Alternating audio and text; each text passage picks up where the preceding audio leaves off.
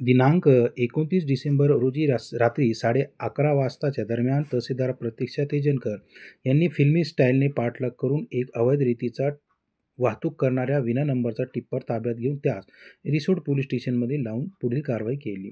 याबाबत माहिती अशी की तहसीलदार प्रतीक्षा तेजनकर यांना गोपनीय माहितीच्या आधारे माहिती मिळाली की रिसोड सेनगाव मार्गावरून मराठवाड्यातून रिसोड येथे अवैधरित्या रेतीची वाहतूक होत आहे. या अनुषंगाने तहसीलदार प्रतीक्षा तेजनकर यांनी आपल्या कर्मचाऱ्यांसोबत रिसोड सेनगाव मार्गावर हिंगोली सीमेजवळ थांबले असता सेनगाववरून एक टिप्पर येत असता त्यास थांबण्यास सांगितले. मात्र सदर टिप्पर चालकाने त्यांना कोणताही प्रकारचा प्रतिसाद न देता सरळ टिप्पर रिसोडच्या दिशेने पळवले.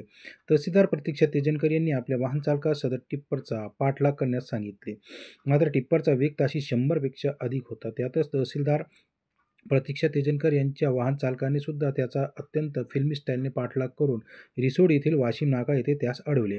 मात्र त्याने तिथून चकमा देत पुन्हा टिप्पर लोणी मार्गाने पळवीत थेट शिक्षक कॉलनी समोर एका नवीन वसाहतजवळ तो थांबला. तहसीलदार प्रतीक्षा तेजनकर यांनी यापूर्वीच रिसोड पोलीस स्टेशनला याबाबतची सूचना दिली होती.